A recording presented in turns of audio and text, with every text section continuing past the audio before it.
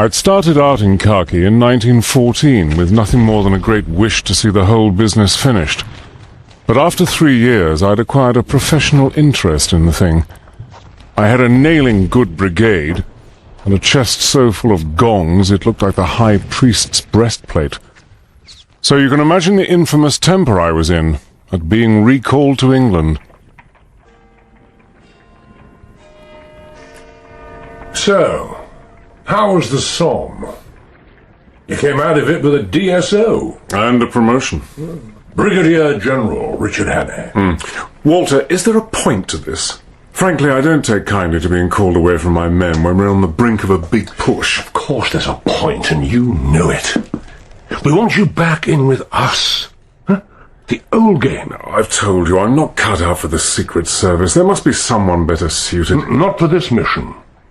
Now, stop wasting time. Duty's duty, and we both know perfectly well that you're going to say yes.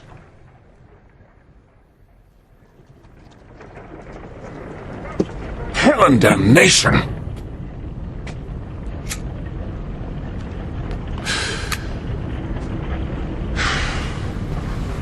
What Sir Walter Bullivant wanted me to do would have been bad enough for anyone.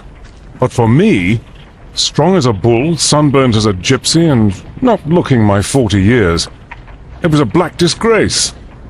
My stomach rose at the thought of it. Fighting the Germans is pointless. I simply don't understand why we're doing it. It's so good to meet another kindred spirit. Our own tiny pacifist community, all in revolt against this ludicrous war. What is your particular stance, Mr. Brand? Well, I believe that a little common sense and civilized discussion would settle it right away. With a little common sense and civilized discussion, it would never have started in the first place. Ah, Lancelot. Just in time for dinner, clever boy. Our cousin, Mr. Brand. Lancelot Wake. Mr. Cornelius Brand. Wake? Brand. Good evening. I'm sure you two men will have so much in common. Lancelot's a CO. A conscientious objector. Well, that explained the sallow skin, the fanatical eyes, and the fact that he'd rather more hair on his head than most of us. You know, Mr. Brand, no one's done better work for the cause than Lancelot. Questions have been asked about him in Parliament. Well, someone has to bring the truth to light. The truth? About our senior officers. Incompetent, stupid, or drunk, the lot of them. You agree, of course. I've heard something of the sort. Oh, it's perfectly true. And it's not just in the field. The people running this war seem to think the whole thing's some sort of game. A game? That's terrible. Simply terrible. That dinner seemed to last for an eternity. But at last the creature left. The ladies went off to bed, and I was alone and able to calm my nerves.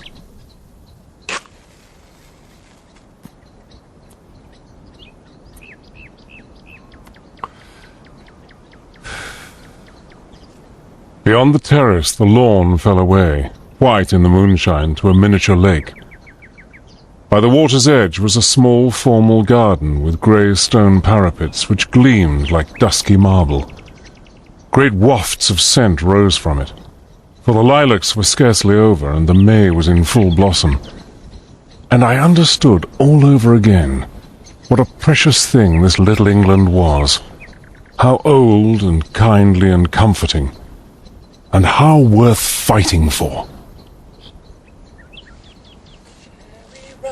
Cherry ripe, ripe, I cry. Good Lord.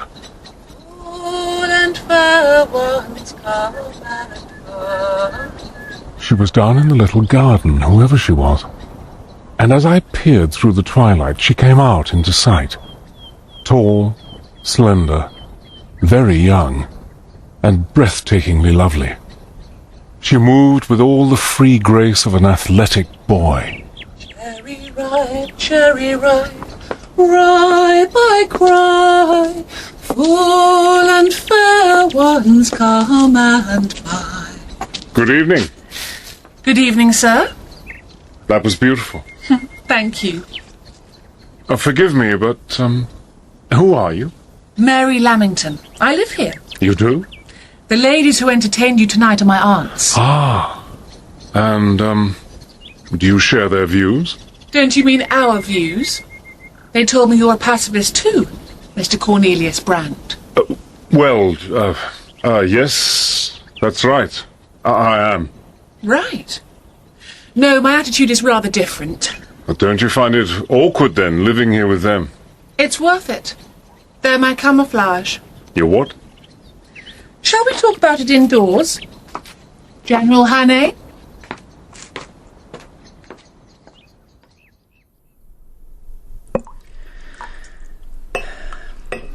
Here.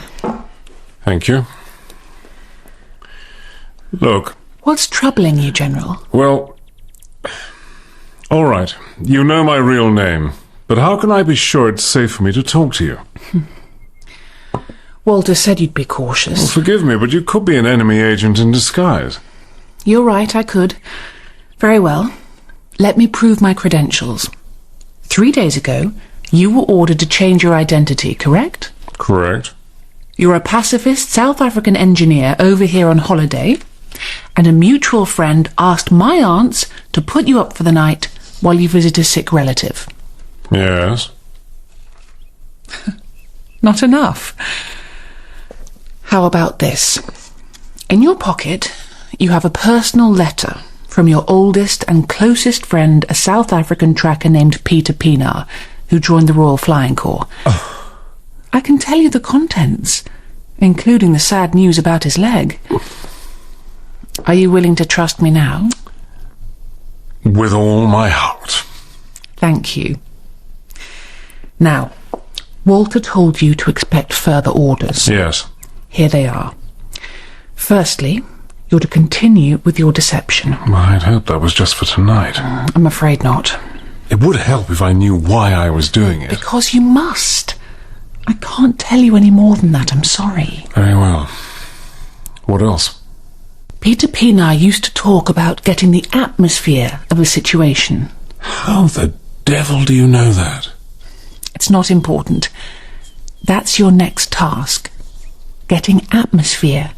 Absorbing the feel of a particular way of life. The pacifists. Exactly. The half-baked. The people this war hasn't touched. Or has touched in the wrong way. And where do I get this atmosphere? Some rooms have been rented out in your name in a town in the home counties. Here's the address. Thank you. You're to leave at first light tomorrow. Oh, one more thing. Buy a copy of Pilgrim's Progress, the Golden Treasury edition. Have you read it? Oh, in school, of course. Read it again. Why? Oh, can't you tell me that either? Because it's a very good book. And because you might well find it useful. That's all for now. You'll be given more specific instructions when the time's right. Good night, Mr. Brand. Miss Lamington. Wait. What? Will you answer one question? That depends on what it is. Shall I see you again? Oh, yes. We're comrades now. Good night. Good night.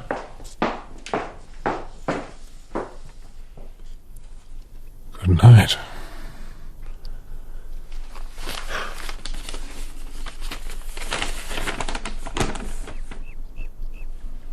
Well, Dick, the Bosch doctors just told me he can't save my leg.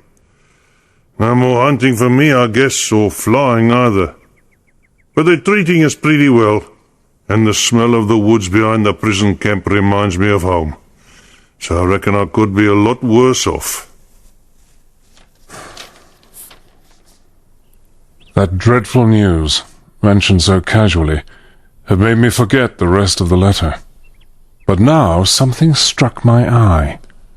There's not much to do here, Dick, so I've been getting in some reading. Bet you're surprised, eh? I had my Bible, of course, and someone's given me another book that's just as good. Pilgrim's Progress, it's called. I reflected on how life throws up these little coincidences.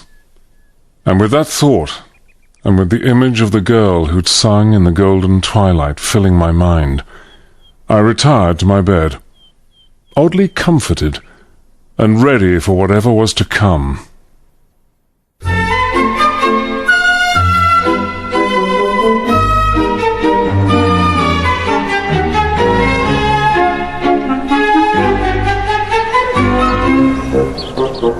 Morning, Brand. Beautiful day. Morning, Weeks. Lovely. Shall you be at Ursula's lecture tonight? I wouldn't miss it. I do so admire Ursula Jimson. So John-esque in her lines, so full of nuances. Rather. The garden city of Biggleswick. I think it was home to every damned pacifist in the Empire. This place is one great laboratory of thought, Mr. Brand. The intellectual history of England is being made here. God help England. But I had my orders. Absorb the atmosphere. I walked with painters, drank with novelists, and discussed politics with conchies. And I went to their lectures in the local hall. A sort of church for the undevout. Thank you very much, my friend. Thank you. It turned out that Lancelot Wake was a star turn there. They loved him. Congratulations, Wake. That was jolly good. You made a lot of sense. Yes, I did. And I hear you've been coming on a good deal yourself. Ivory. A first-class evening, Wake. Thank you. Do you know Cornelius Brand? I certainly do. Moxon Ivory, the local big cheese. They loved him too, the Biggleswickians. No, that's not right. They worshipped him. With his pamphlets, his articles, his talks, his ridiculous societies, and his endless pronouncements about universal brotherhood and goodwill. He was the god of academic pacifism.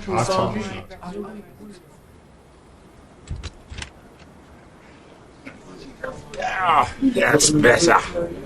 Now, Mr. Brand, I've been meaning to have a private word. Too kind, Mr. Ivory. I've been struck by your grip on these difficult problems. You may be of great value to our cause. You really think so? I'm sure of it. The League of Democrats Against Aggression would have a valuable new member in your good self of it. The League of Democrats Against Aggression. After weary weeks of enduring this sort of rubbish, I was convinced that my great mission was nothing more than a farce. Until one night, everything changed.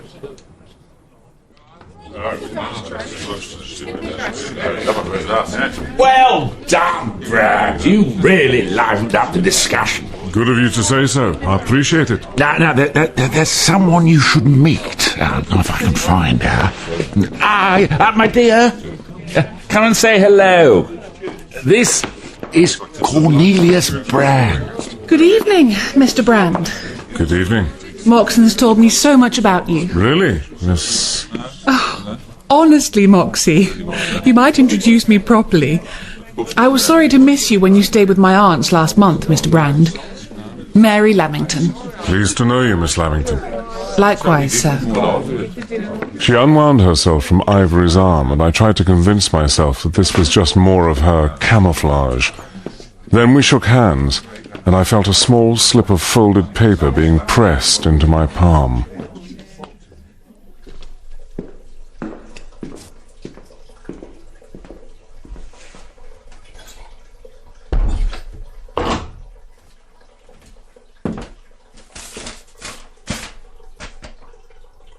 In 2 days' time, go up to London and visit Trail's bookshop in the Haymarket. Get there at 2. Destroy this note.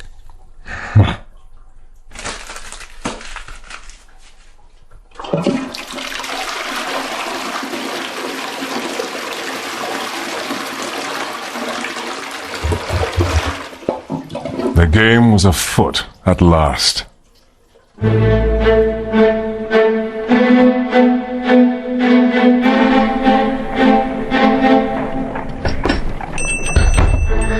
Good afternoon, Mr. Brand.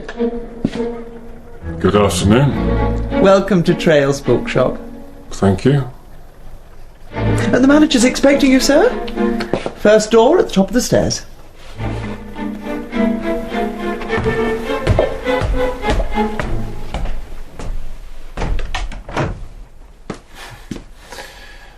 Well, well. Mr. Trail, I presume? Come in, Dick. Lock it too, please.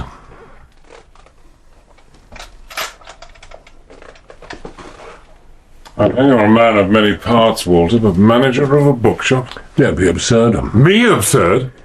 Why have you brought me here? Well, because it wouldn't do to have Cornelius Brand calling on me in Whitehall, of course. Now, take a seat and tell me what you found in Biggleswick.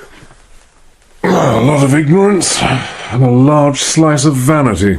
Why the devil have I been wasting my time there? You haven't. What if I were to tell you that high-level war secrets are finding their way to Berlin and there's nothing we've been able to do about it? I'd be amazed. Some foreign agents managed to escape the entire British Secret Service. Oh, we know who's responsible. Well, then why don't you stop him? Well, we don't want to. Not until we've found out just how he's getting the information out of the country. Why wait until then? Because we want to use the same route ourselves. Feed Berlin lies they'll take for gospel and watch them throw vital resources into dead ends. Clever. I thought so. Now, your mission. Now, take a good look at this. Nose like a Polish Jew. Is this your master spy? No, but he has close links with him. That's Abel Gresson. He's another pacifist. He doesn't exactly look the part. Yes, he's rather more militant about it than your recent acquaintances. He's the leader of a subversive organization called Industrial Workers of the World. They were responsible for some very nasty cases of sabotage in Colorado. He's an American. And just before the beginning of the leaks, he turned up on this side of the Atlantic. In Scotland, to be precise. You think he's part of the chain? We suspect he's the final link before the Germans. Your job is to find out exactly what he's up to. But if your own people haven't been able to ferret out the details, why on earth do you think I'll do any better? Well, because you can get a lot closer to Gresson than we can. Huh? Fellow pacifists and all that. So that's why I've gone over to the enemy. What else can you tell me about him? Well, not much, I'm afraid. We've been keeping an eye on him, of course, but he knows all the tricks, and we haven't dared risk a proper shadow. But we do know that he tends to disappear for weeks at a time. So I have to discover where he goes and what he does there. Precisely. And Dick, Mr. Abel Gresson is an exceedingly dangerous individual. Be very careful.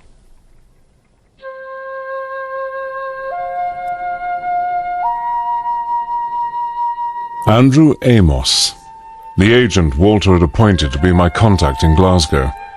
A tiny man with smouldering eyes, hands like a gorilla's, and a surprising hobby.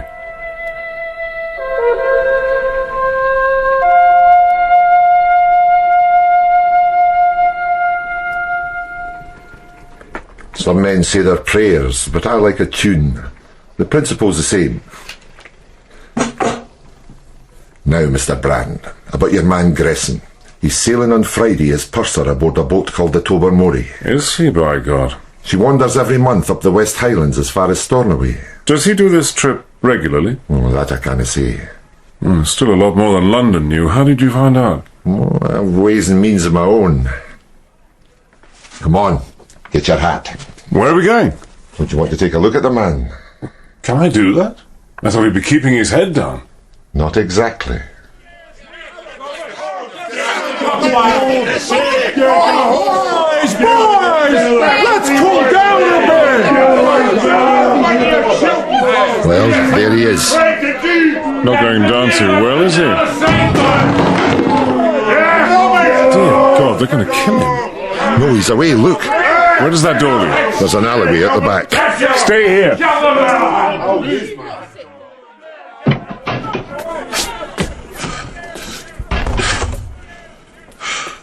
Mr. Grayson! Who in the hell are you? I was in the hall. You're gonna show me the error of my ways, are you? Actually, I'm on your side. Shouldn't you be getting away? Nah, I got enough friends in there to stop the stampede. They'll block the door. And suppose some of the others decide to come round from the front like I did. Is that likely? There he is. Yes, I'd say it is. Back here. Come on, Jimmy. Can you use your fists, Grayson? Don't need to. I got this. Put that away, you idiot. Get behind me. Take me safe, you lad. There's no quarrel here. Go home, you fools. Leave this gentleman alone. Fools, is it? I think you need to learn some manners, laddie. Stand still and take it like a man. I don't want to hurt you. But if it's the only way... All right, my friend. Your turn. You stuck-up Saturday. Is that the best you can do? Oh, neatly done, sir. Ah, the local constabulary. I suggest we beat a quick retreat. Sounds good. I guess I'm in your debt, Mr. The name's Brand. Cornelius Brand.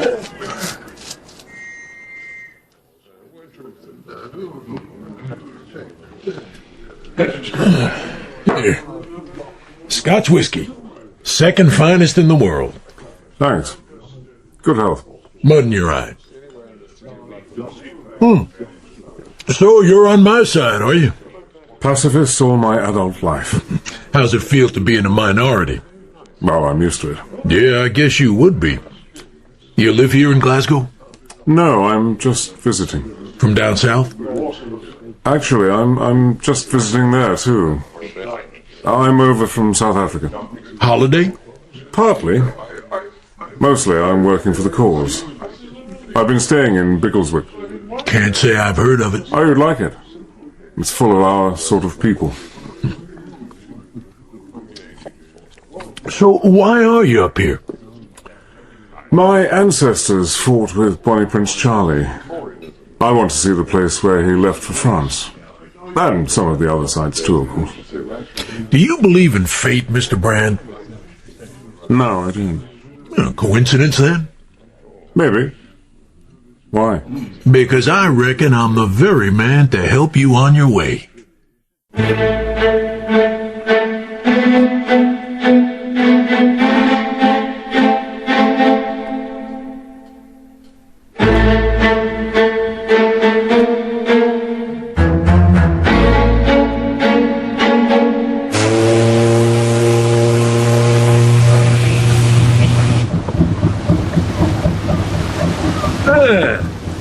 Welcome to the good ship Tobermory.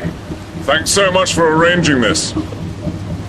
I gather that passengers aren't exactly the main priority. You've seen the sleeping accommodation. I've inspected my shelf in the corner of the saloon, yes. Do you mind? Not in the slightest. It's not as if I can run to anything much grander. And besides, it's worth it just to get away for a while. What's the timetable? Well, there isn't one. We just mosey around the West Highlands, picking up and dropping off. What sort of cargo? Just about anything. By this time tomorrow, we could be sharing the deck with a dozen sheep and a couple of goats. And you're part of the crew? Purser. That doesn't pay much, but it helps keep body and soul together.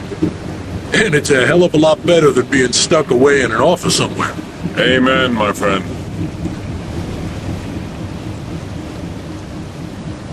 I was feeling pretty damn pleased with myself.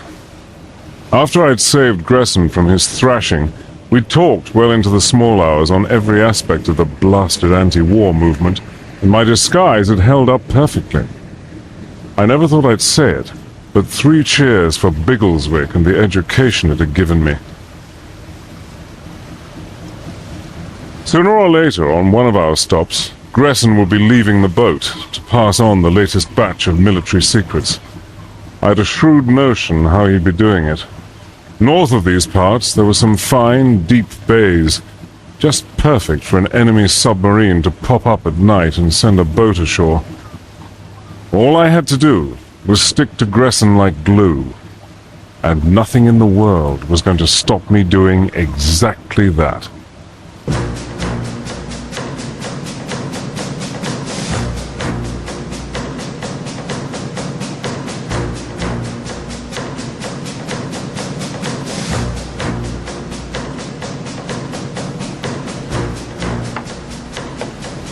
I'll take a look at your passport now, Mr. Brand.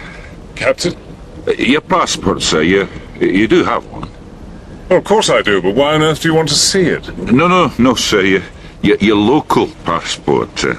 The paperwork for this trip, they'll no let you go ashore north of Fort William without you have a passport. Well, I'd no idea. Well, so you didn't have one? No, I don't.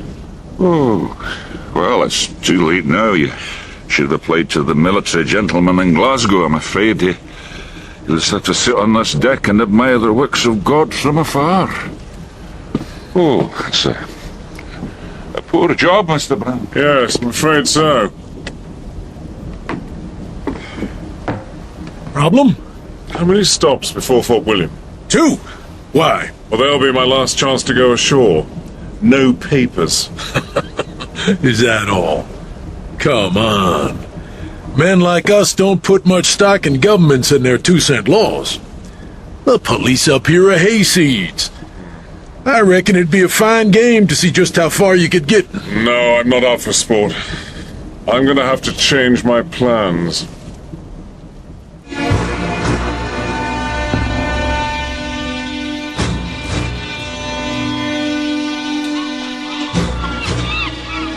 How in the name of heaven could I shadow Gresson if I was stuck on board the damn boat? I was still trying to come up with a scheme when we reached the first of our 2 stops, the clean little town that was Oban. I made a beeline for the post office to see if Andrew Amos's ways and means of my own had turned up anything new for me.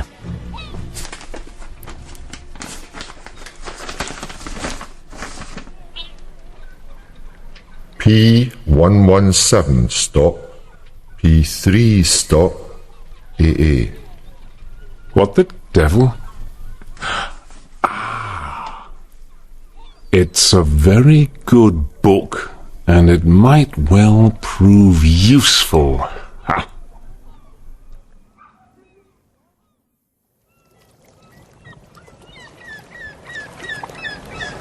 Page 117, paragraph 3, 1, 2. Then I saw in my dream that a little off the way, over against the silver mine, stood a man who called to those passing to come and see the mine. Ah, Mr. Brand. Captain! How do you like Oban? I like it fine, thank you. It has a grand setting. There's copper in those hills. I put money on it. Oh, you know about such things? I'm a mining engineer. Maybe after the war I'll come back here and try some prospecting. Well, you'll make nothing of it. Well? No one ever has. The costs are all big. So it's never been tried? Not anywhere up here? Only one place I ken of. The old iron mines at Rana, up Fornant Sky. Do we call that? Aye. Every trip. And we always bide a bit. But you'll not be seeing those mines, Mr. Brand. Rana's well inside the passport country. And perfect for a secret meeting with the enemy. The people passing by. I wondered how the deuce Amos had found out about it, but decided I didn't much care. He'd saved me a lot of tedious work. Now all I had to do was get to Rana without alerting Gresson.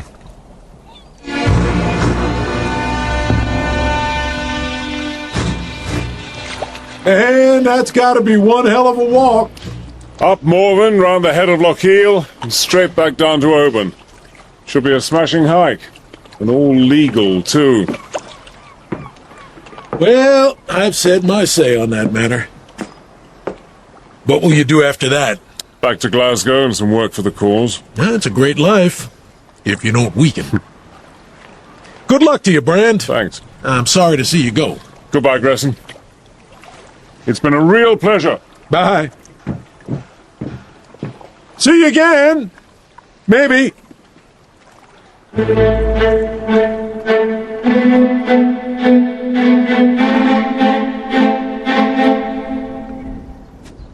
A golden for me, a golden for me. If you're not golden, you're no use. Once I was out of sight of the shore, I turned due north and struck over the shoulder of a great hill. And from that point on, I was breaking the law. I can't say I let it bother me.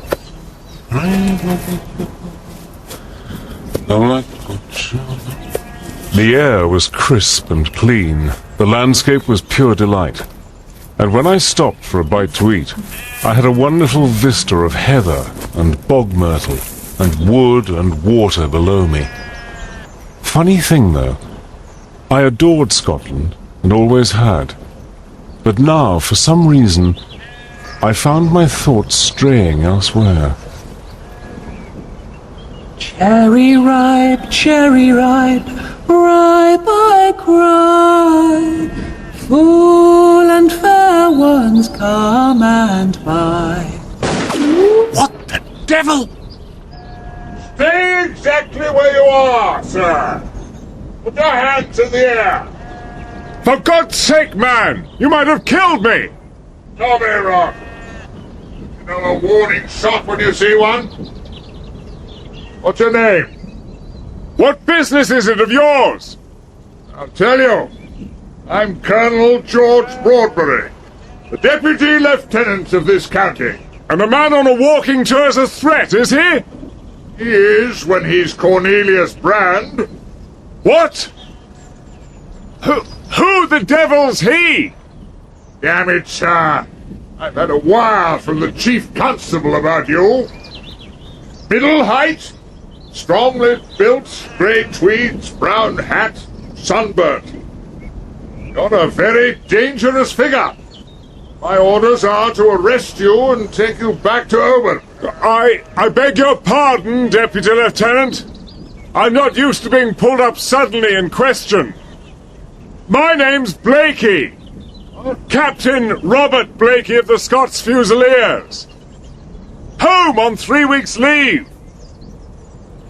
And how the deuce am I to be satisfied about that? By George, I know. Put your hands down. You're coming home with me.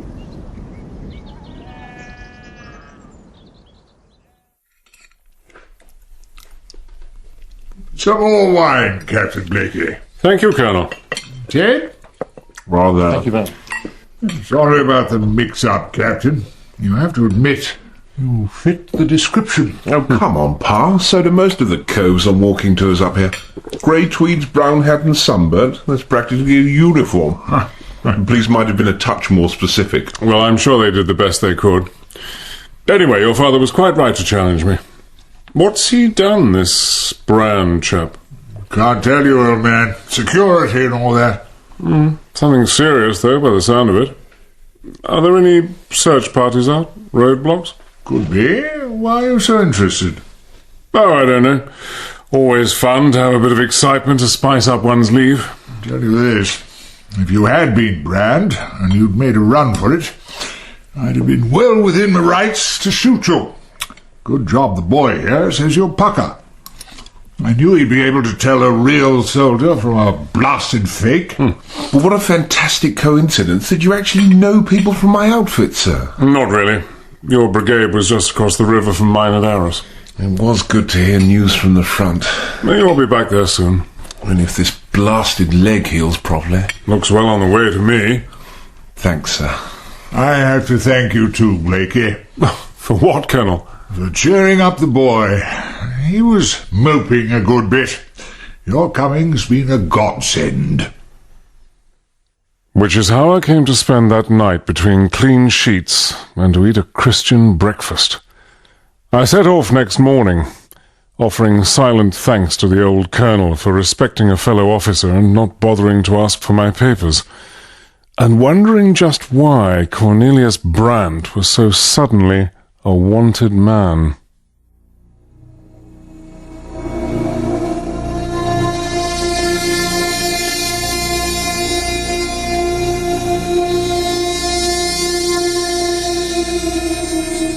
After 4 days of weary tramping, I finally pitched up on the slopes of a black mountain cliff, in a landscape like nothing else I'd ever seen. In the jagged shadows of the fading daylight, the scars of the abandoned mining works turned the place into some nightmare primeval realm, uncanny and unearthly. It was a fitting location for treacherous deeds.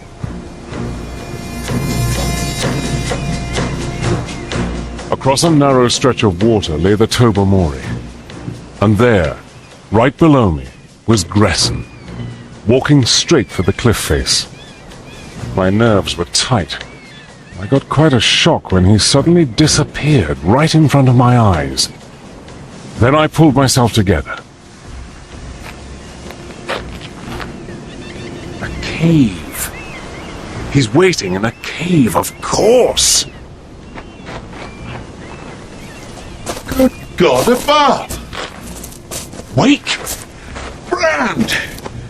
What the devil are you doing here? So you're part of this business, are you? I should have known. What business? Wake. Listen. Listen. I'm involved in this too. In what? I'm working with Gresson, just the same as you. Who's Gresson? You're not making any sense, old man. I'm just here to do a spot of climbing. You can drop the act. I tell you, we're on the same side. Gresson's down there now, and I'm on lookout. We're waiting for the submarine. Submarine? To collect the information for Berlin. My God. You're a bloody traitor. You damnable blackguard! No, wait. For God's sake. You were a patriot. So will you stop this? What about your principles? Listen, I should never have trusted you! You made a mistake. Wake! Sorry about this. Now, for heaven's sake, shut up and listen. Why should I? Because I'm the worst kind of idiot. What? Give me a hand, man. Let me help you up. Yeah, I can manage on my own, thank you. Oh! Right. Now, will you kindly explain to me what the deuce this is all about? And I did. I told him everything. By the time I'd finally managed to convince him, it was almost completely dark. So you're a soldier? Yes. You know how I feel about all that. You want an end to the war? Help me down these devils. Right. What do you want me to do?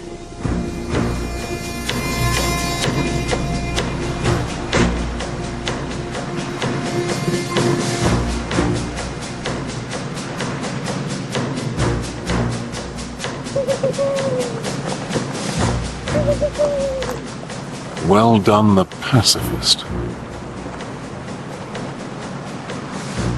Wake had spotted the German sub breaking surface the other side of the headland.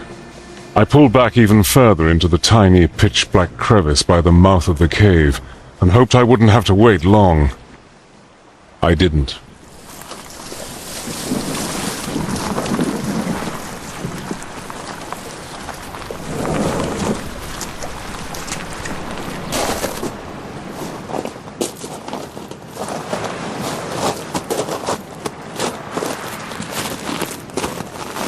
In the forest, the little birds fall silent.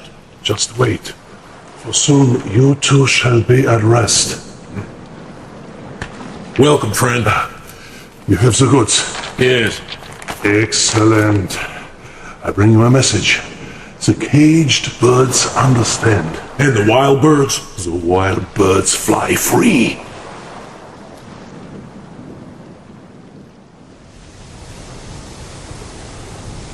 They're obsessed with bally birds. Code names of some sort. The passwords are poetry. Poetry? Haven't you read Goethe? Not a word. It's pretty poor stuff, judging by that. You need to hear it in the original. Die Vögelein schweigen im Walde. For God's sake, wake up. The Wanderer's Night Song. Did you hear anything else? Yes. A name, I think. Mertz. Yeah. Mertz. Mean anything to you? Afraid not.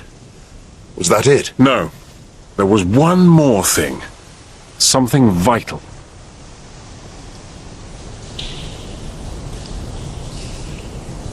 Pretty soon it's going to get harder to fix up these meetings. Take a look at this. What is that? Safe hiding place. Now, I can leave the stuff in there for you to pick up when you can. A nice dry little cupboard for our birdseed, eh? Most ingenious. After they'd gone, I took a look. Did you find their hidey hole? A blind man could have followed their spoor. They might just as well have left a signpost. Yes, I found it. It's exactly what I was after. So, what now? We let Gresson get well clear of here. I don't know about you, but I could do with a pipe, a bite to eat, and a good night's sleep. I'll give you your orders in the morning.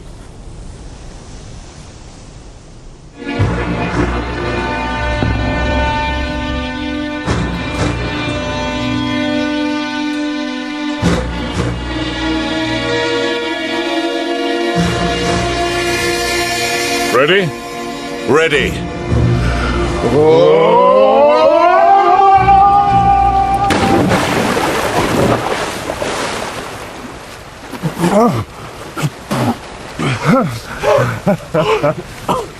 Just the thing, eh? Oh, yes!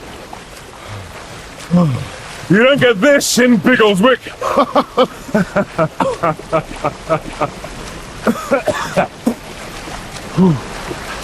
I say, Bran, look! Isn't that a destroyer? Yes. Heading south. You don't think that Bosch sub's still out there somewhere? No. No. They'll be well on their way home now with their prize. Come on. We can dry off in the sun.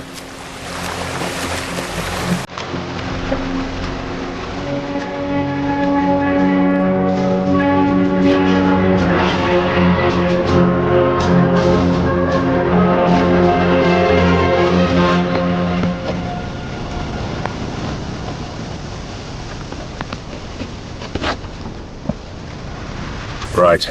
I'm ready. Have you finished? Here. That's a map of the area, a diagram of the cave and the hiding place, and everything I've learned about Gresson. What about the conversation? The passwords? No, that's not there. Why not? I ran out of paper. Besides, I don't want to put all my eggs in the same basket. Repeat your orders. I'm to deliver this to Andrew Amos in Glasgow, speed being of the essence. Good. Look, why aren't you coming with me? I'd slow you down. I can't travel openly. Really? Is that because of the state you're in? What do you mean? Your togs, old man.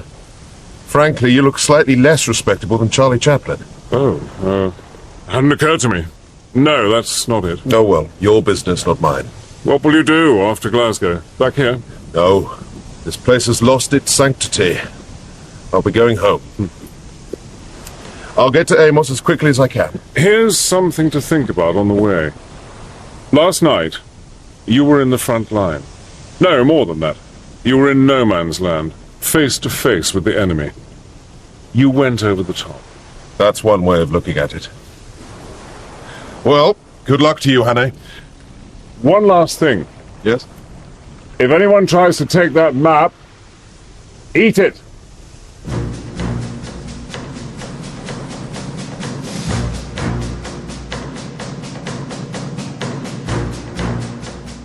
My journey back down south was a curious affair. Now that my mission was accomplished, I set off with my heart light, reveling in the challenge of being the hunted rather than the hunter for a change. But eventually the reality of my situation washed away the thrill of the chase.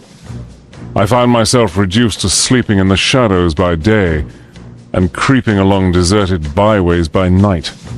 No better than the lowest sort of common criminal.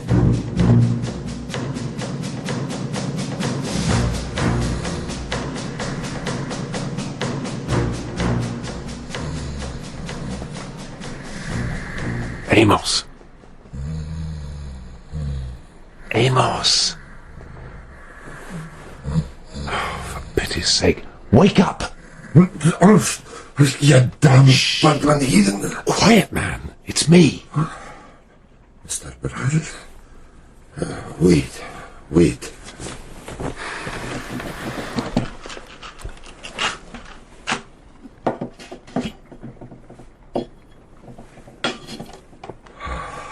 That's better.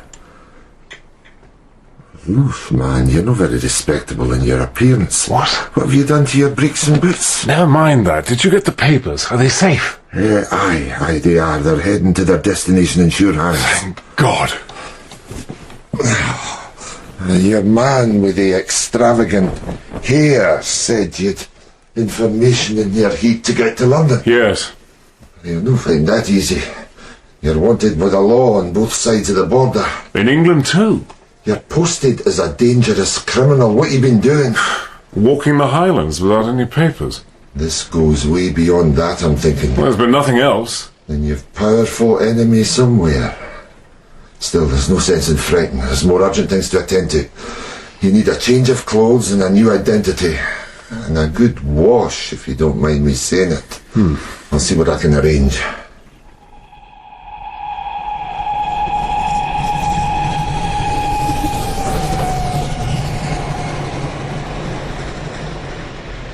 Which is how I came to be Private Henry Tompkins, the 12th Gloucesters. I was in the uniform of a British private, complete down to the shapeless boots and the dropsical puttees. My hands were hard and rough and only needed some grubbiness and hacking about the nails to pass muster. With my cap on the side of my head, a pack on my back, a service rifle in my hands, and my pockets bursting with penny picture papers, I was the very model of the British soldier returning from leave. I also had a packet of Woodbine cigarettes and a hunch of bread and cheese for the journey. And I had a railway warrant made out in my name for London. God only knows how Amos had done it.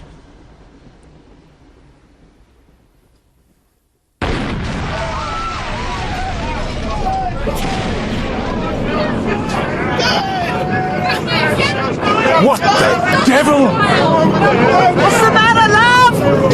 Don't they have air raids where you come from?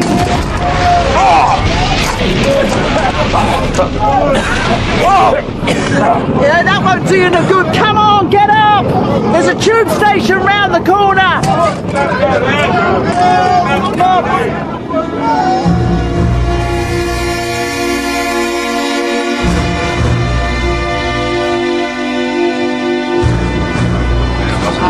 How long's this been going on?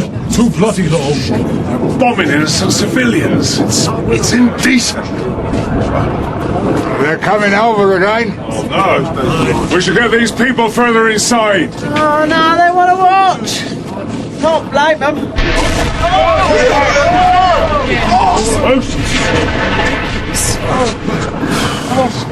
Is anybody hurt?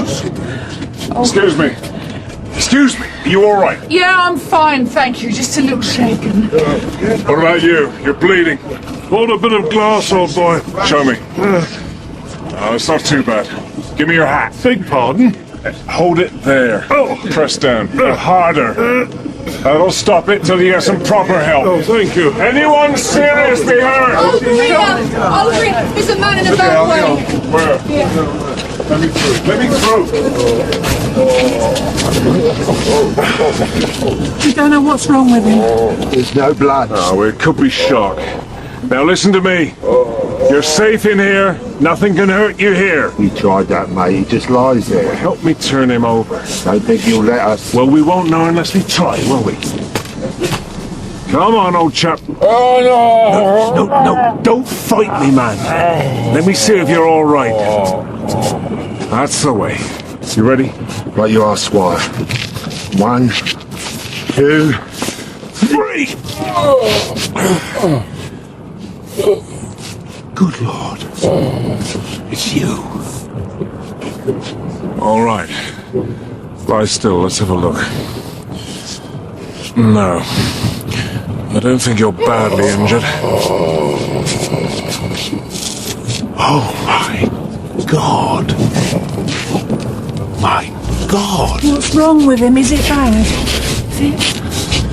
Get out of my way. Out of my way. Keep him here. He mustn't be moved. Will you let me through? Push, where's he go?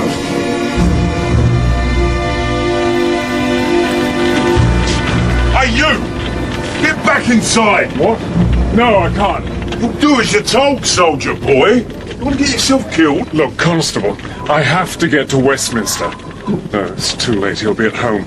I have to get to Queen Anne's Gate. That's not a place for the likes of you. I want your name and number. Oh, for pity's sake. All right. Here are my papers. Hurry, please. Private Henry Tompkins, 12th Gloucesters. Satisfied now? Can I go? You're not going anywhere, you bleeding coward. You're on the list as a deserter.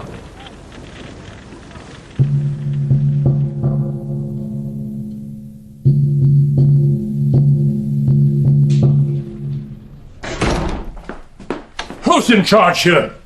I am. What can I do for you? You can explain to me why you're detaining Brigadier General Richard Hannay on some damn fool trumped-up charge.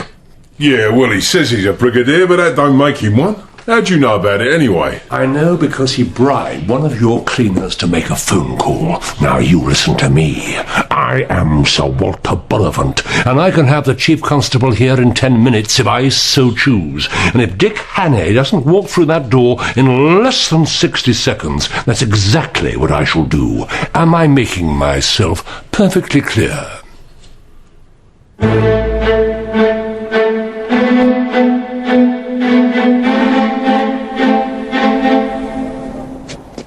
You know, I rather enjoyed that. Brought back memories. Walter, listen. Yeah, excellent work, by the way. I've got your report, first class. Walter, something's happened. Something terrible. What are you talking about? While the raid was on, I sheltered in Holborn Station. And? There was a man in shock. I tried to help him. Very commendable. The strange thing was, I knew him. Recognized him as soon as I turned him over. It was Moxon Ivory. Go on. Then, as I looked at him, his face changed. Changed? I know, it sounds fantastic, but I swear to you, it's true. Right in front of my eyes, he changed completely. No, I don't follow. Well, it's as if the first face had been a mask, and he just didn't have the strength to keep it up any longer. Yes, well, you're right, it does sound unlikely. There's more. The second face, his real face, I'd swear to it. God help me, I knew that face too. You'd seen it before? It was the man with the eyes like a hawk. The man who tracked me across Scotland 3 years ago. The German agent who disguised himself as the First Sea Lord and stole the fleet battle plans from right under your nose. 39 Steps affair. Well, you mean he's been impersonating Ivory? Maybe for years. Maybe there's never been a real Ivory and the man's past is as fake as the rest of him. That's a hideous thought. Here's another. He must have known who I really was, right from the first day in Biggleswick. He's been playing me like a fish on a line. The devil he has. He's the man you've been watching, isn't he? It's Ivory who's been supplying the Germans with information. Yes, it is. He's preposterous, but people like him. He flatters them and they tell him things. None of it's been top level, but it's been damaging enough. Well, you can multiply that damage by about 1,000. What do you mean? Walter, this man can become anyone. He can fool anyone. He can be a politician, a soldier. He could be you if he chose, or me. What if Moxon Ivory has not been his only personality these last years? I take your point. Heaven alone knows how many top-level meetings he could have been to. For all we know, he's dined at Downing Street or Buckingham Palace. Well, if he's learned anything that crucial, he's not passed it on yet. We'd know if he had, believe me. And now we can pick him up and he'll never have the chance. It's excellent work, Dick. I'm afraid not. What do you mean? There's something I haven't told you. When I recognized him, I must have given myself away. He realized what had happened. I saw it in his eyes. He knows we're onto him. That's rather unfortunate. Unfortunate? It's a disaster. If I'm any judge, by now he'll be heading straight for Berlin with enough classified information to change the entire course of the war. Trevor is involved with two organizations. The Caged Birds and the Wild Birds. Does that mean anything to you? Not a thing. Mary? I'm afraid not. All right. What about this name? Bommerts. Bommerts. Sounds Dutch. No, I'm sorry. No. Well, but at least it gives us something to work with. I'll put my people onto it. Good man. Now, we have to think about his blind spot. What do you mean? It's one of old Peter's theories. Every living creature has its blind spot. Doesn't matter how clever it is or how alert, there's always one source of danger that it just can't see.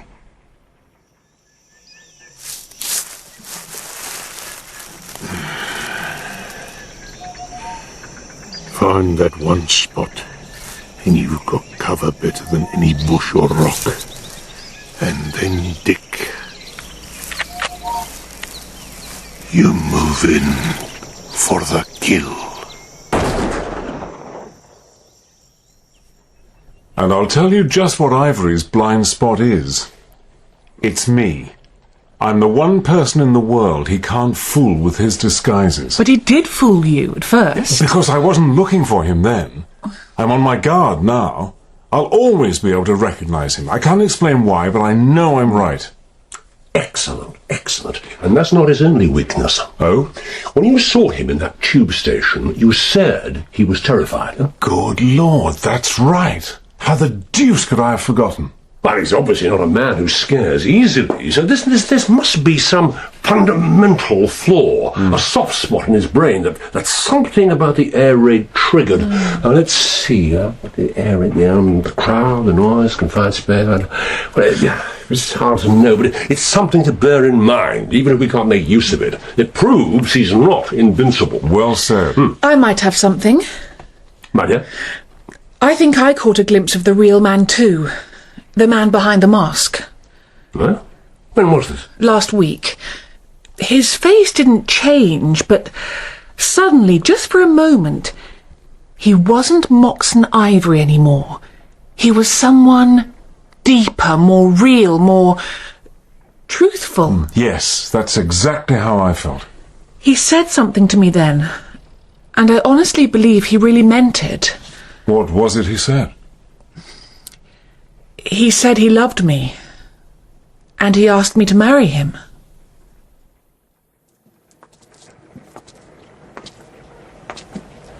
The Caged Birds, the Wild Birds. We're dealing with a poet. Did you read The Pilgrim's Progress? Yes, I did. You were right. It's a good book. I think we're playing out the same story. A great quest with a glorious prize at the end of it. Peace, you mean? Peace, a better world, lots of things. But it's a long way to the Celestial City. We'll make it, Miss Lamington. Yes, I think we shall. We must. Now you don't have to shadow Ivory. What will you do? I'm going to volunteer as a nurse. Good for you. I suppose you're going back to France? Back to my regiment, yes. Back to the fighting. Shall we meet again, do you think? I think it's very likely. Then I shan't say goodbye. Good night, Miss Lamington. Good night, General Hannay.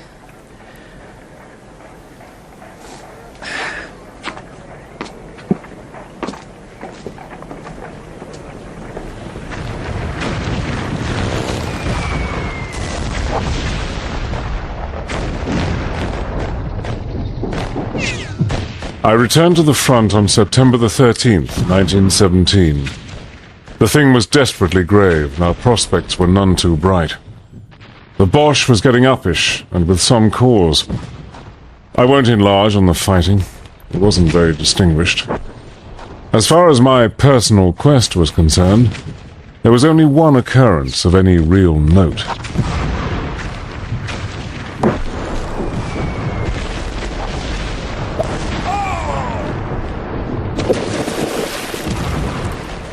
General Hannay, sir!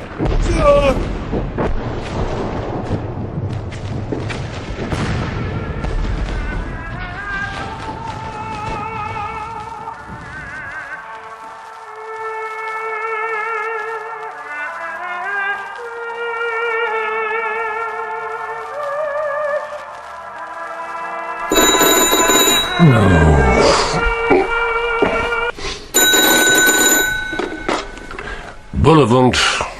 Hello, Walter. Dick. Where are you? Field hospital. Stopped a bit of shell with my head. Lots of blood, but no real damage done. Good Lord, man, you're not tying up a direct line to London just to tell me that you're all right. Of course not. A chap here was in Boulogne last week. Says he saw someone he recognised from back home in Glasgow. Abel Gresson.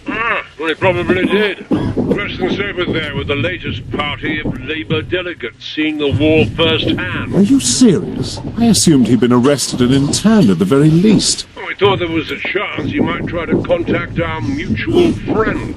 And? Seems he's been behaving himself perfectly. I see. Any progress on those other matters? Not yet. Now just still in one piece, Dick.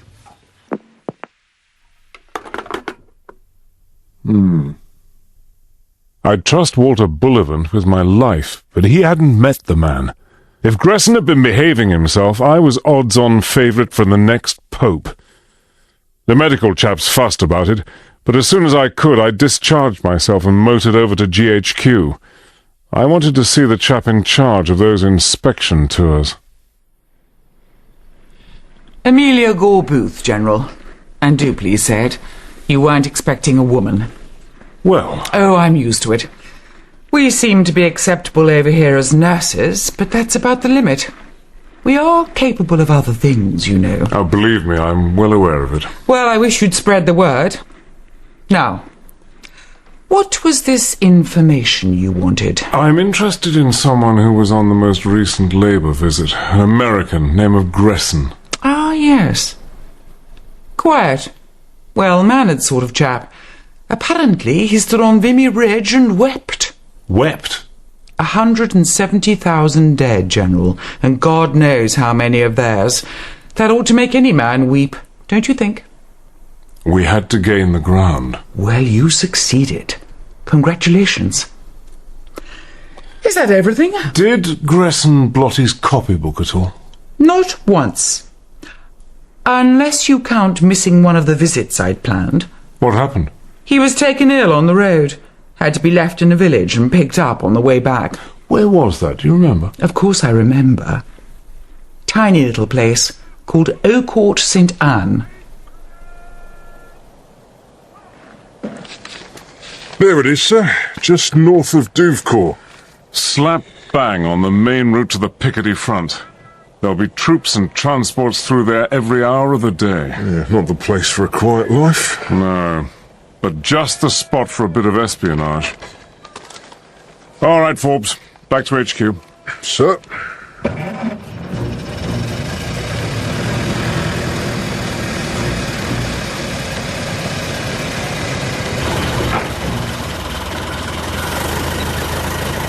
Hannay, your note received. Gresson illness confirmed genuine, now under doctor in England. Stop at strategic village, probably coincidence, but your suspicion noted. Good work. B.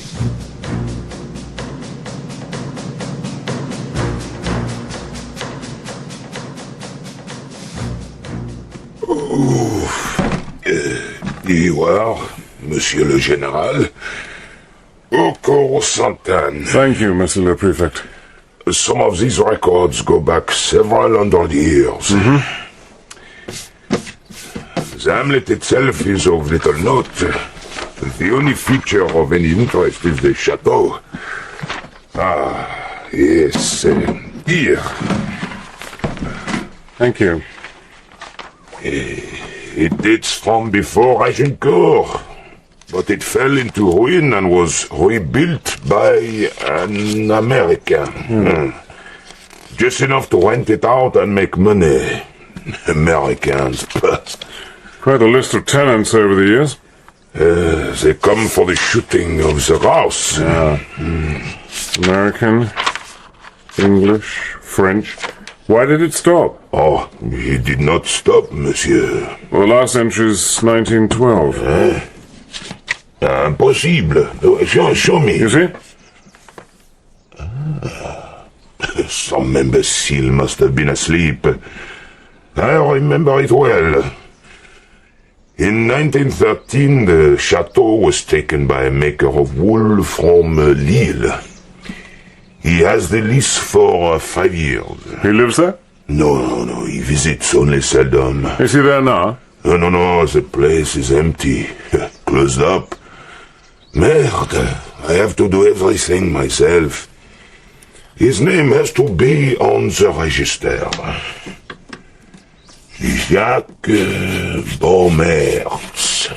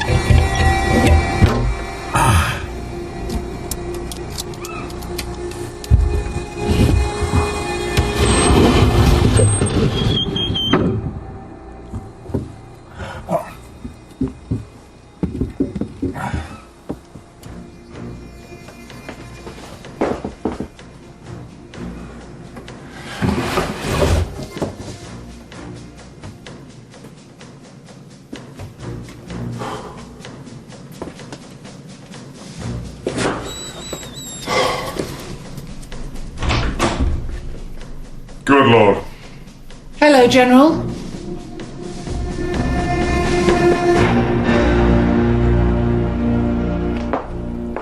I found another candle. Good work. Hang on.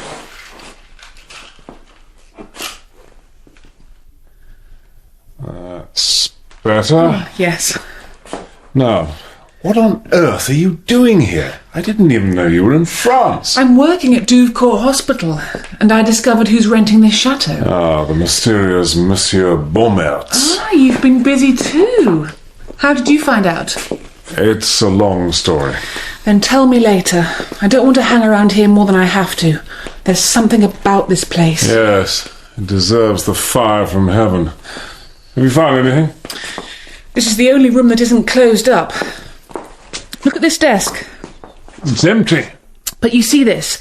This panel doesn't match the others. I think it's a secret compartment, but I couldn't open it. Oh, let me have a shot. Is that the military approach? Simple but effective. Is there anything in there? An attaché case. Here. Do you want a hairpin? It's not locked.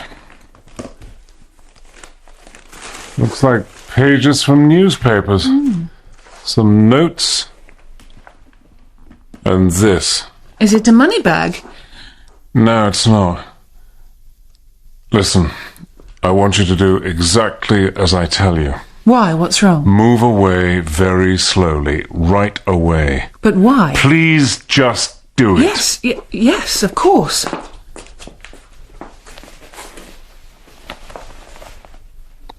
Bosh filth. Do you need some more light? For God's sake, don't talk. Don't breathe.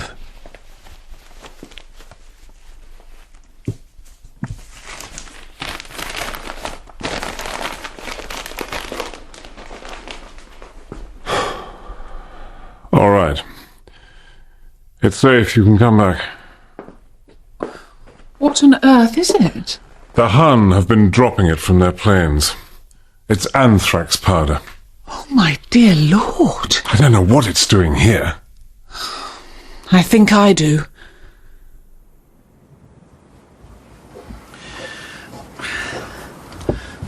There. Look. It didn't mean much before, but now... I'm right, aren't I? Yes, you are. It's some sort of laboratory. And all those rows of jars. Bomberts is refining anthrax powder by the barrelful. What lucky star made you look in there? I noticed the lock. Who puts a new padlock on a tumble-down old outhouse? Superb work, Miss Lamington. Thank you. Shh. What? I thought I heard... Listen. Yes. This is a car. Perhaps I'll just go past. I don't think so. Come on.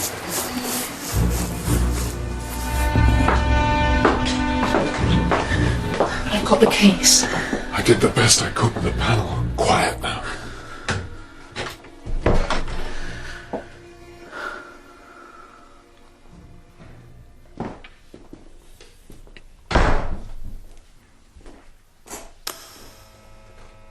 It's a transformer.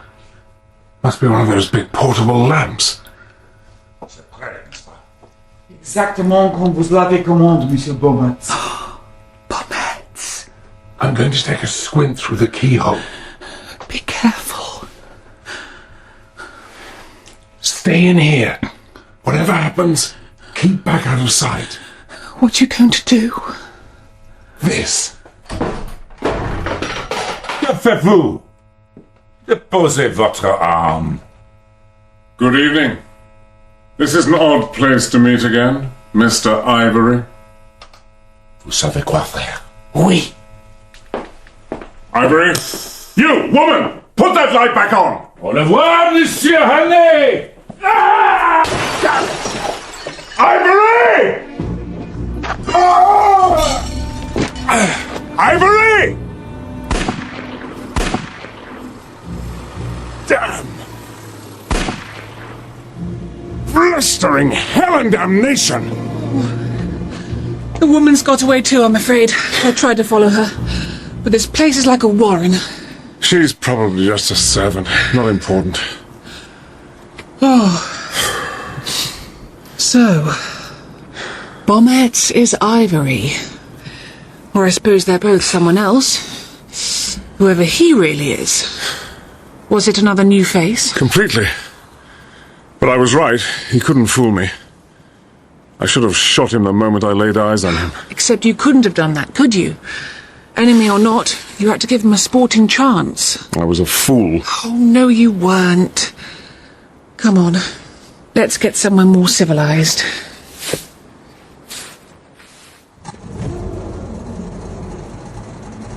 Ready? More than ready. First light tomorrow, I'm coming back here with a party of squaddies in gas masks to take care of that powder. Stop the car! Stop! What's the matter? I should have kept after her. The old woman? Why?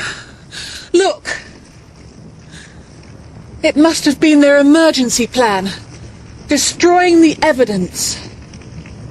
The fire from heaven.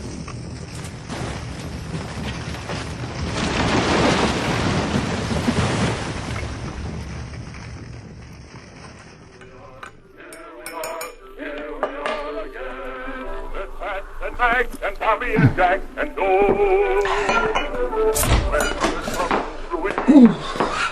Hello, Daphne. Mary! Ooh, any more of that tea? It's perishing out there. You've never been out after dark. If old Matron Misery finds out... What would she do? Mary Lamington. Get lost for a bit, Daff. There's a dear. You can't bring a man in here. I'll do the same for you someday, all right? I'll never get that lucky. Oh, come on, Daff. Oh, well, look at the time. Time to get back to work. Don't eat all the biscuits. I think I just ruined your reputation. Enhanced it more likely. better. Now, let's see what we've got.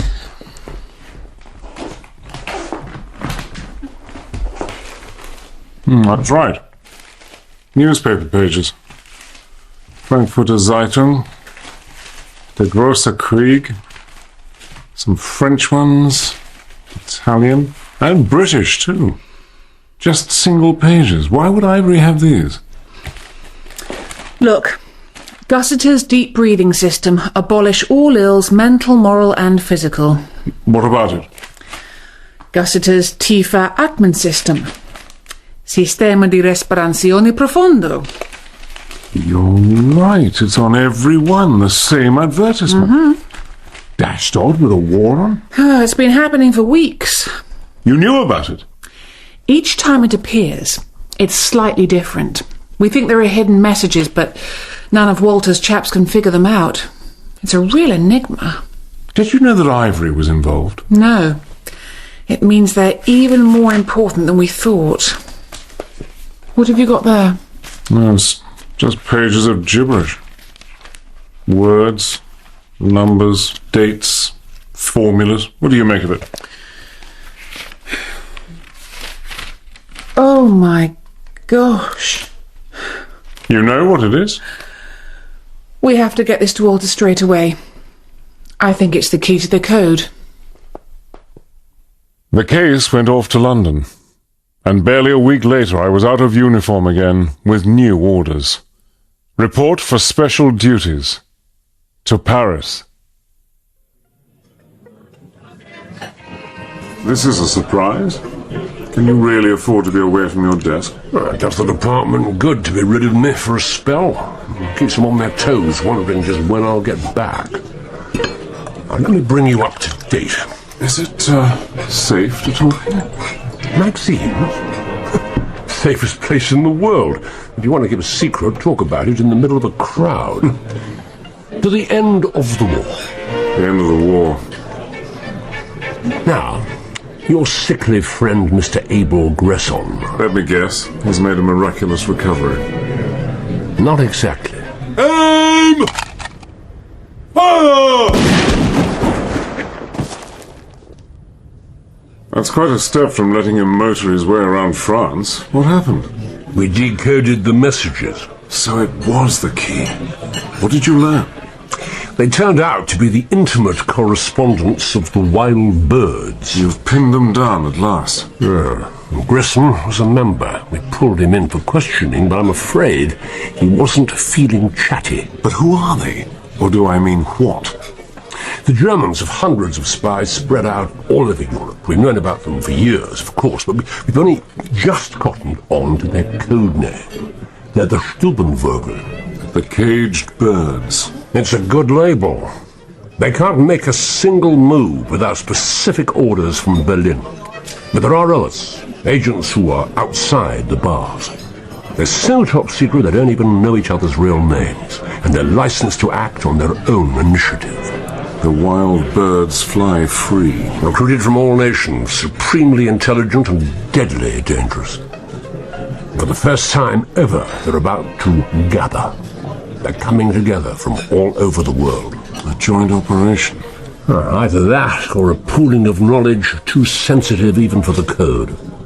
Either way, it's been organized by their top man. Ivory running the show, with forces like that. And God knows what intelligence he picked up in England. For it doesn't bear thinking about. I agree. That's why Ivory has to die. Here comes the food. How are you going to find him? After the business at the chateau, he'll have gone to ground again. He's been in touch with Mary. What? In the old disguise, plump and ridiculous as ever. He came to her 3 days ago at the hospital in Douvrecourt. What did he want? It seems she was right about his sincerity. He proposed to her again. The devil he did. Tell me she sent him away with a flea in his ear. She asked for time to think about it. I don't suppose that went down very well. Actually, he didn't seem to mind. He told her he was off on a long business trip and he'd contact her again when he got back. Convenient for us, don't you think? You can't be setting up a trap with her as the bait.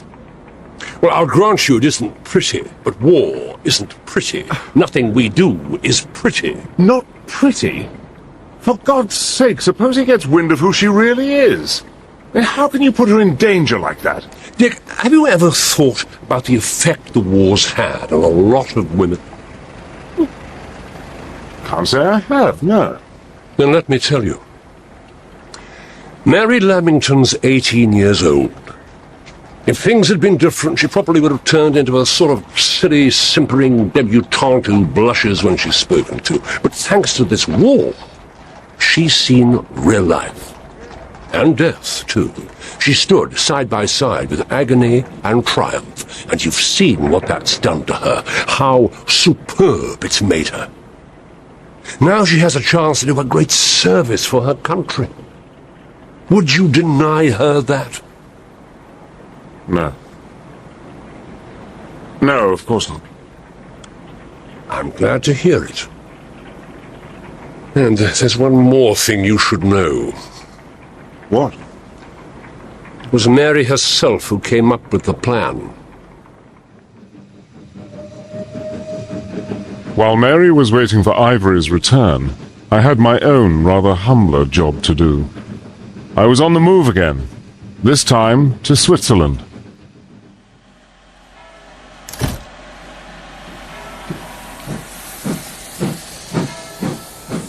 Hey! Use the station master? Yes? I've got this. Tells me where to go. Then go there and be quick about it. Can't read it. Oh, gosh. Let me see. Yeah, the woman will take you. Woman! Where are you from? Arosa. Don't they have soap in Arosa? Joseph Zimmer of Arosa was the beneficiary of an old Swiss philanthropist who'd been kind enough to find him a job where his simple skills could be put to good use. But he wasn't particularly grateful. Can you cook? Well enough. Clean? Wash clothes? Woman's work.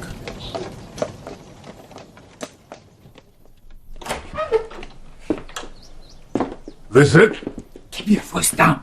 This is all you need. There's food in there and fuel. Water from the pump. You want anything else? I'm at the station, right? Right. Go. No soap. No manners. Right.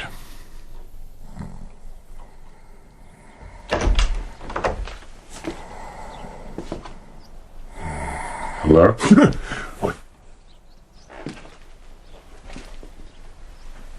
Hello, Peter. Dick, that's a bloody good story. Yes, I thought you'd like it. But now I want to hear yours. I was supposed to go back to England, but something went wrong with the paperwork, they said. So I finished up in this place instead. How long ago? Oh, just a few days. I thought so. That's Bullivant's doing. You're almost back on the front line, old friend. What do you mean? The wild birds are meeting here, in this village. They're coming here? But we don't know when.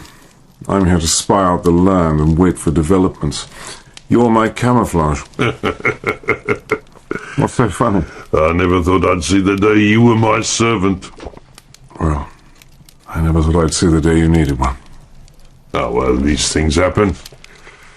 Tell me about this man Ivory. He sounds a bad one. The worst. We have to get him into Italy so he can be dealt with on the Allied soil. How will you do that? With a girl. When he goes to Douvrecourt to see her, they'll tell him she's gone to the inn at Santa Chiara, just across the border from here. And then... A lure to catch a lion. Just like the old days, eh? Dick, my friend. What? Try and find some way I can help, won't you?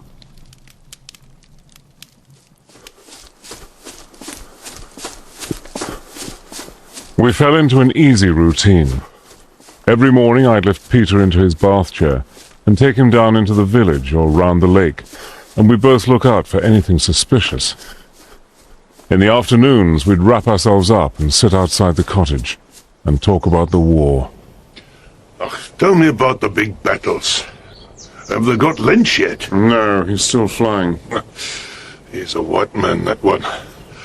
After he shot me down, he came to see me in the hospital. Said he was sorry I was lame, because he'd look forward to more fights with me. Easy. Oh, it's all right. It comes and goes. Yes. He's a good man. For a German. And every evening I'd cook our dinner, and we'd smoke our pipes, and yarn about old friends and old hunts. Sometimes I'd pick up one of his 2 precious books and read to him. And behold, they saw, as they thought, a man upon his knees with hands and eyes lifted up. And as soon as Mr. Honest saw him, he said, I know this man. And Mr. Valiant for Truth says, what's his name? I swear you've learned this by heart. That Mr. Valiant for Truth, I reckon he's the greatest man I know. Him and old Billy Strang, who was with me in '92 in Mashonaland. Until a lion got him. They say you can find everyone you know in this book. That's true. You, your Ivory, even me. But I'm not one of the great ones. Maybe I'm Mr. Standfast. He was poor too, and he didn't like women much. And Mr. Honest said his name is Standfast, and he is a right good pilgrim.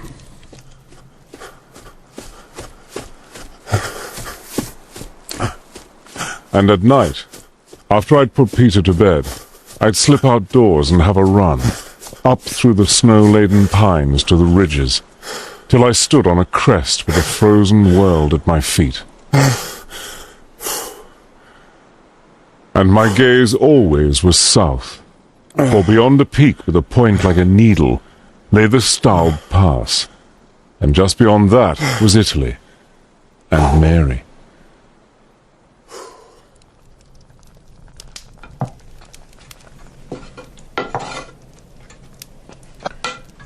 Nearly ready. Dick, someone's outside.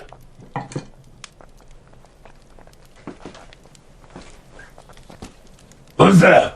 What do you want? You've got a parcel. Here.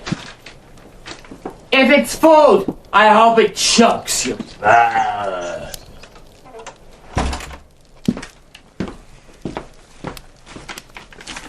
What is it?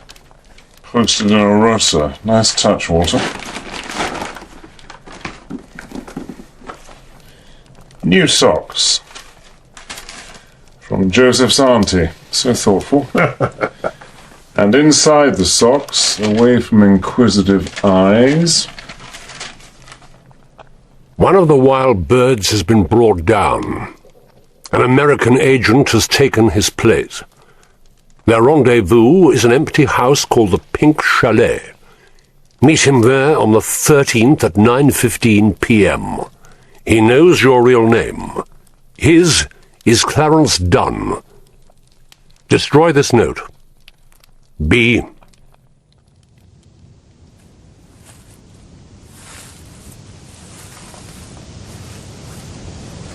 Richard Hannay. Done. The same. Follow me, mister.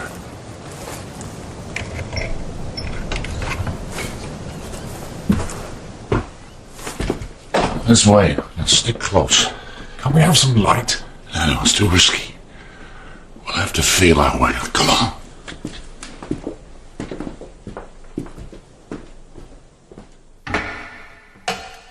Okay, we should be safe now. Get the light, will you? Switch is on the left. Where? Got it. What the hell? Dunn, keep back! It's a trap!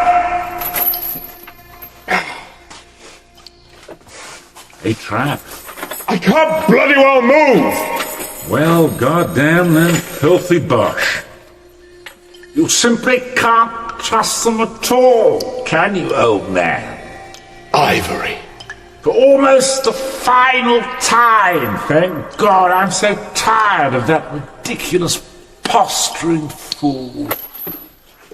Henceforth, you may address me as the Count von Schwabing.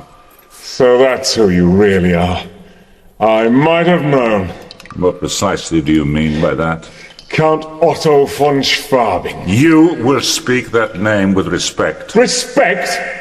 For the most notorious name in all Germany? How did it feel, Count, when the scandal broke and you couldn't show your face in any civilized country in Europe? It was a minor setback, nothing more. Shall we have some light? And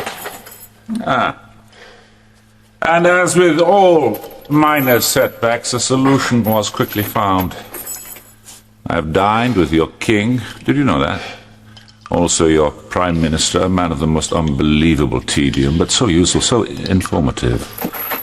And thanks to him and to others like him, I have proved my worth to the fatherland, and my past is forgotten. My exile is at an end, and I'm about to take my rightful place once again. Whatever it is you're up to, you'll be stopped. By you? Don't flatter yourself. At any moment during the past 9 months, I could have put an end to you with a mere nod of my head. Bluff! And the note that so easily lured you here tonight, was that bluff? You wrote that? Meet him there on the 13th at 9:15 p.m. He knows your real name. I could become him in person if I wished it. To copy his handwriting was elementary. You'll never win this war. You're as good as beaten already! And now who is bluffing, eh?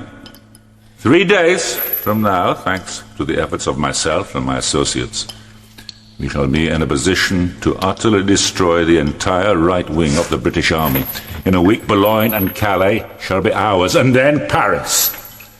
And after that, there shall be peace. God! Why do I tell you these things? It is because your life is over, my dear General. But not just yet. There is one last sight I wish you to enjoy before the end. I'm going now on a little journey, and when I return, I shall have a companion. A certain pretty lady. God! You cur! She loathes the sight of you! She'll never go anywhere with you! Oh, I think she will. She is an innocent child, and I shall explain to her that she has been a tool in the clumsy hands of your friends. You really think that, do you? You blind fool. She's been working with us from the first. You say so? Well, that is vexing, but it will make no difference. I've worked hard, and I'm entitled to my pleasure, whether it is given willingly or no. God, you... Futile. Goodbye for now, my dear General. I hope you find the darkness restful. Auf Wiedersehen.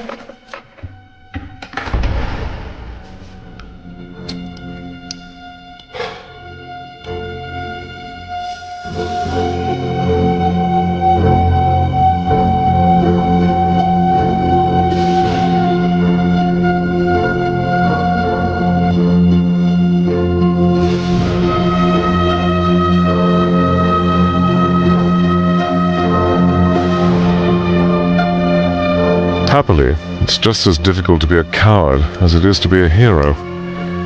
I don't know how long it took, but eventually it came to me, there in the pitch blackness, that this infernal device had to be like everything else on the planet. It had to have its weak point. Come on, Hannay. Think. Think. You saw it while the lights were on. Wooden framework. Chains. Weights. Came down from the ceiling. Did it come straight down? No. Tighter on one side. It's hinged. So, there must be a clasp, a catch, something holding it shut.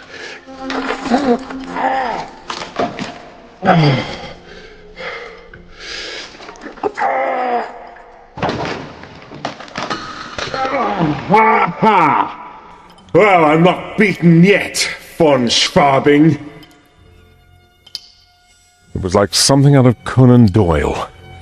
I gathered all my strength to leap to freedom and discovered that my right arm was the only part of me I could move.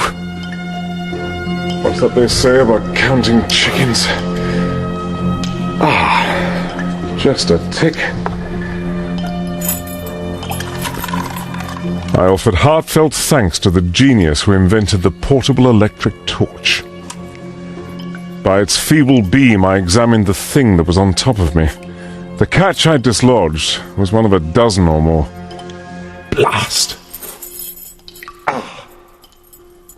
There was a master clamp. A single massive metal lever.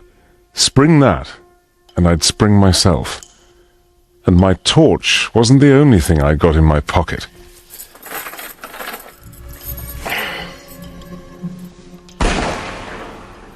Nearly. This time.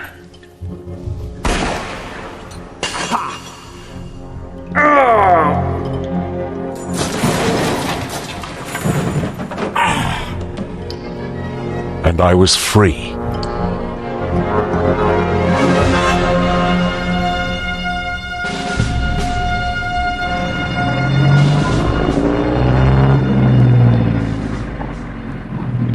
I'd assumed that the chalet was empty, and that I'd been left to rot alone.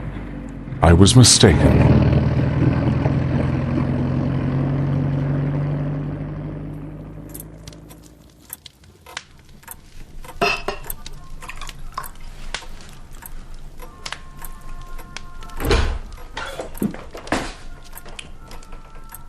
Hello? In the forest, the little birds fall silent. Just wait, for soon you too shall be at rest. Come in, warm yourself, take a drink. There's a first, you and I. I must see the leader. Where is he? He's gonna cross into Italy. I have to see him at once. He'll be back tomorrow night. No, that's too late. This is a matter of life and death. Can you drive a car?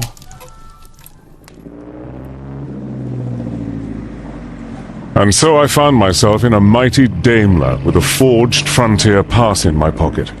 Both of them courtesy of an obliging wild bird.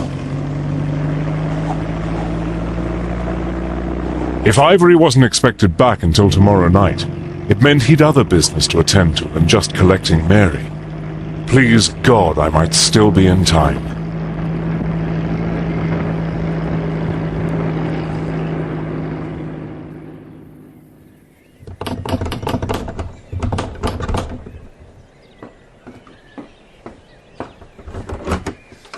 Yes, Signore. Miss Lamington. Come inside. General Hannay! Are you alone? Is there anyone else here? The others are on their way. The weather's held them up. You have to come with me. What? The plan? Everything's changed. Get your things. Hurry. Well,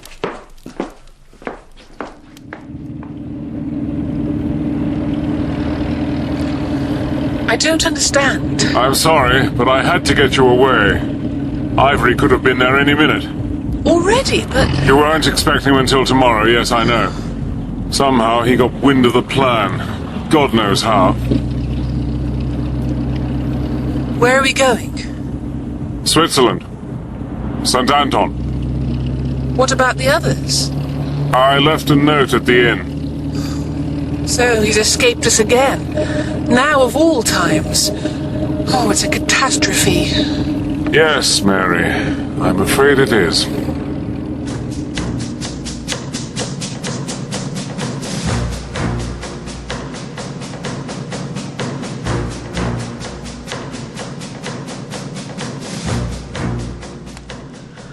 Oh, that's better. Yes. Good. What's the matter? I was expecting someone to be here. Who? Oh, Peter, of course. Yes, Peter. Now, where's he run off to? Right. I think this has gone on quite long enough. Don't you? Where was I in error? I'm afraid that's something you'll have to work out for yourself. That's of no consequence. The time for games is past. When General Hannay catches up with you, will you kindly stop looking at me like that? You know, it is a pity. I really did love you. I detest you and everything you stand for. Yes, that's what Hannay said to me. You've been with him? Last night. Soon I'll take you to see him, but not just yet. Where is he? We had an interesting little conversation. Would you like to know what I told him? Well? That I've laboured long and deserve to take my reward. You wouldn't dare. Oh, you are mistaken, my dear. And really, I see no need to wait any longer. Get away from her, cunt! Oh, Dick! Good evening, Miss Lamington. I'm waiting, von Schwabing. Of course. Congratulations, Hannay. You are more resourceful than I should have thought. Thank you. But you suffer from a severe handicap. You have the morals of an English gentleman. You stand there with your gun aimed at my heart and you cannot pull the trigger. You see? When it comes to a contest between us, well, forgive me, my dear General, but you seem to be, positively exhausted. What have you been up to?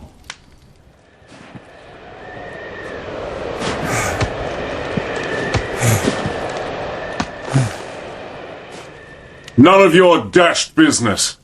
As you please.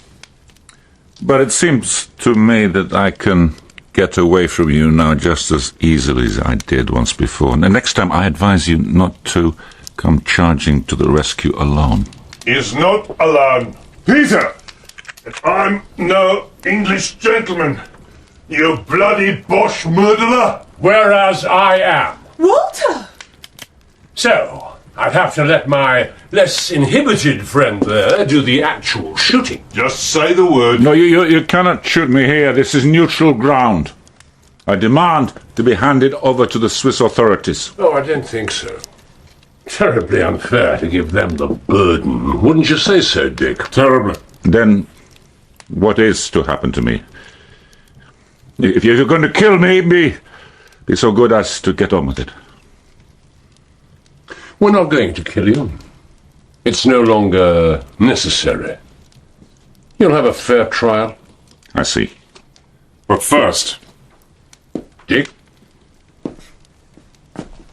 This man sent millions of honest folk to their graves. It's his sort that made the war, not the brave, stupid Bosch fighting men. And I don't think he's ever been in sight of a shell in his life. I say we take him to the front line. I say we make him see what war really is. Excellent notion, Dick. I'll make sure he's guarded night and day.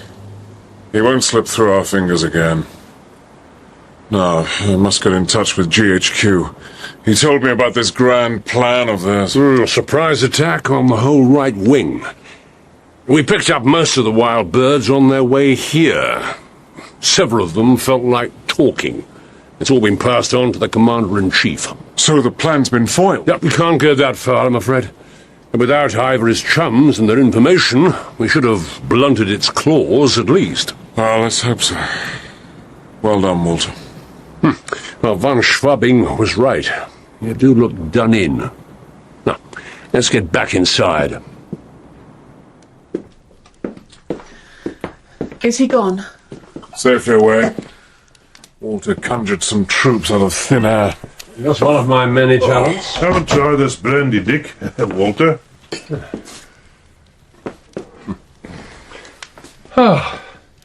The end of the war. The end of the war.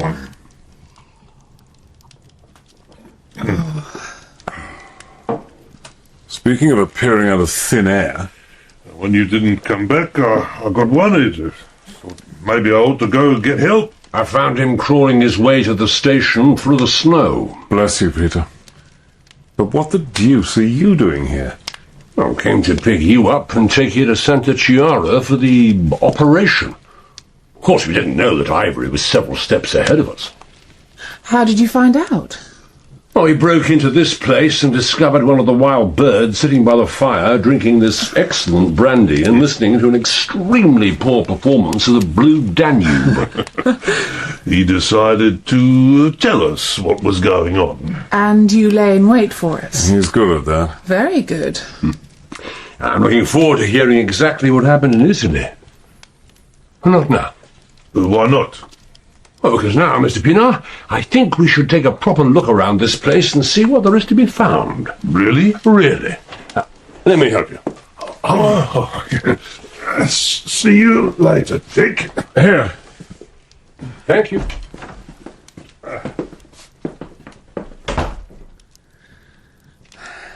Miss Lamington.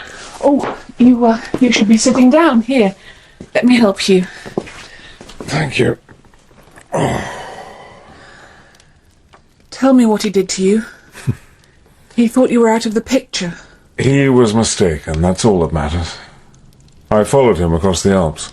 You went to the inn? I had to. He told me what he was planning to do, but I got there too late. So you had to drive all the way back again? I couldn't.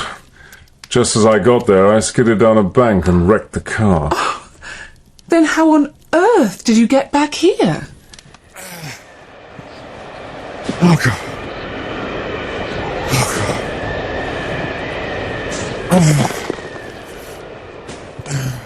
I walked.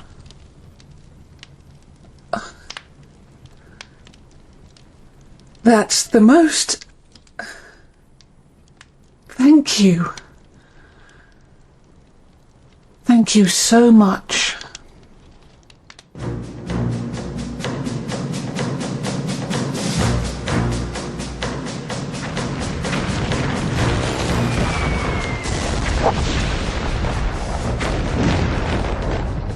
Walter was right. Even without the wild bird's information, the Germans still mounted their massive push. I was back with my old division, but there was precious little of it left. Things hadn't been going well, and there were parts of the line we were holding with no more than a man every 3 yards or so. Thank God the enemy hadn't learned how desperate things were. One concentrated attack in the right place, and that would have been it.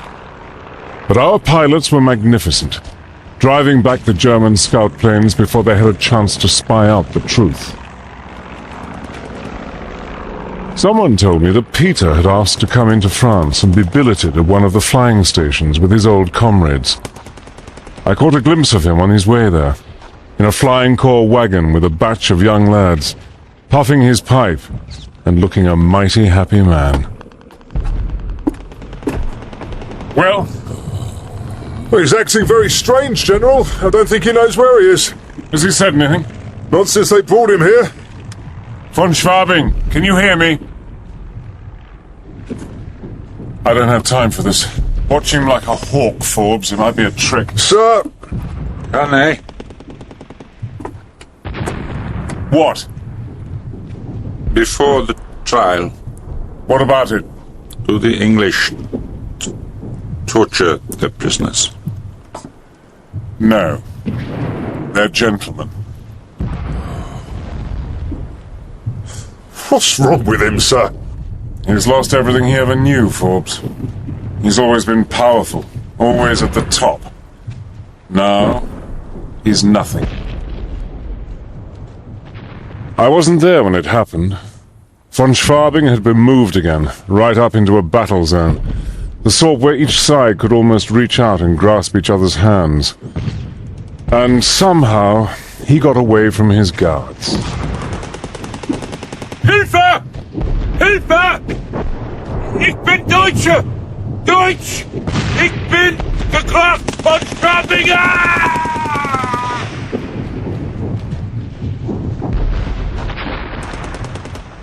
It was the German guns that got him.